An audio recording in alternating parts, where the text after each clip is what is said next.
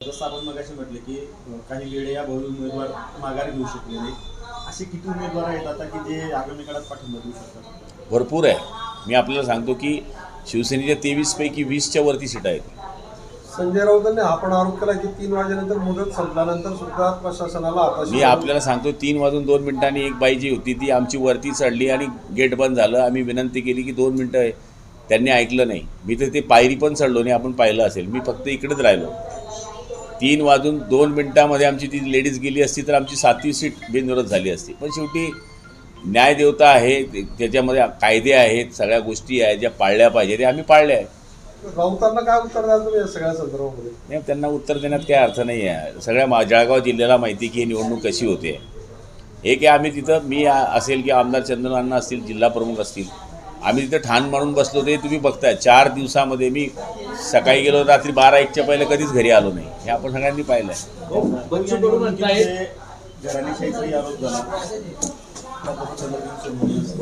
राजमामा असतील यांच्या परिवारातील सदस्य निवडून आले. चंदू अण्णांच्या घरामध्ये त्यांच्या मुलाला तिकीट दिलं, एक MBBS डॉक्टरला दिलं आणि एक चांगल्या लोकांनी पुढं यावं हा एक प्रयत्न आहे आमचा. त्याच्यामुळे याला दिलं त्याला दिलं. आता आमचे उमेदवार निवडून आले तर म्हणले 5 कोटी रुपये दिले. आता नगरपालिकेमध्ये निवडून देण्याकरता आमदारांचा मुलगा दिला तर म्हणजे आमदारांचा मुलगा दिला. आता 5-5 कोटी मी जर द्यायला गेलो आणि कुठली दबंगिरी केली, आता सगळे आरोप जे आहेत त्याचं जर नजर आपण टाकली तर पहिले सांगता दबंगिरी केली, मग म्हणता 5 कोटी रुपये दिले, आता म्हणता की घराणेशाही केली. त्यांचं उत्तर कोणत्या गोष्टीला द्यावं हेच मला कळत नाही आहे. तो आयोग जर प्रामाणिक राहिला तर मुंबईमध्ये ठाकरे येतील असं बच्चू कडू म्हणतात. हे बघा, आमचा जनता जनार्दनावर विश्वास आहे. जर आमच्या पक्षाचे नेते एकनाथ शिंदे यांनी चांगलं काम केलेलं असेल तर या ठिकाणी आम्ही चांगले मताधिक्य घेऊ. आज आपण पाहिलं असेल की महायुतीच्या 69च्या आसपास 63च्या आसपास सीट बिनविरोध झाल्या आणि आणखी काही आकडा आला 69पर्यंत. त्यामध्ये 44 BJPच्या आणि 22 शिवसेनेच्या आल्या.